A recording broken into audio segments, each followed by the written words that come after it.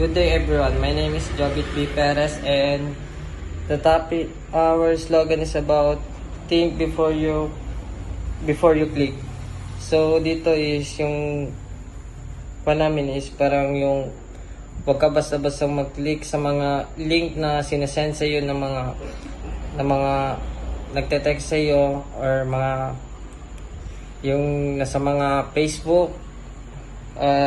Possible kasi na magkakaroon ng link sila sa cellphone mo and then possible na virus or scam. Ganun po yung namin po. So think before you click. Good day po ma'am.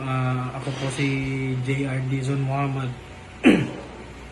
Ito po yung napili namin ni Jobit na slogan para po sa activity namin po.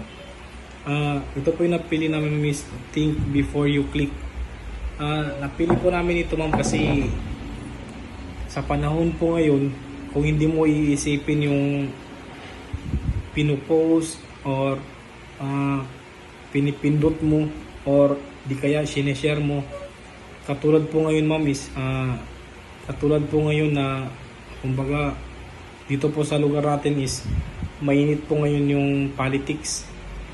Kung makikisali ka na wala ka namang malaking idea sa mga away ng mga politics or di kaya mga personal information mo, and magiging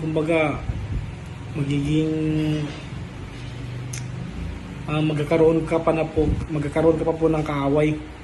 And then kung hindi mo iisipin yung mga sinishare mo na mga post sa Facebook, sa Instagram, sa Twitter po, kumbaga magkakaroon ka ng kaaway kasi sa panahon po ngayon konting pagkakamali parang ginagawa na nilang big deal. And then yung pagkiklik ng mga link na scam or meron pa yung mga website ma'am na makiklik mo na lumalabas sa notification mo sa Facebook. Kadalasan is kumbaga pag i-click mo yung website na yun, kumbaga makukuha nila yung mga information tungkol sa iyo, and then pwede pong ma-hack or ma-hack yung account mo, or di kaya unlike po sa yung may mga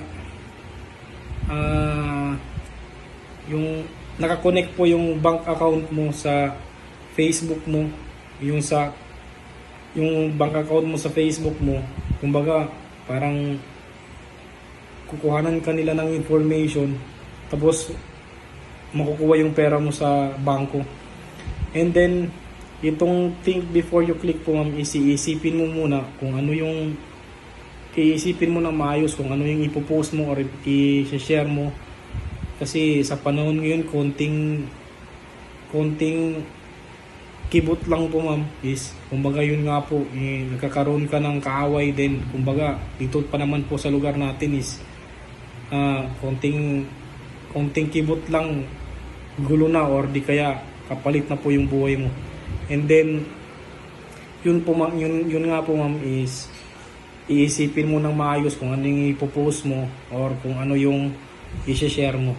And yun lang po ma'am. Maraming salamat po.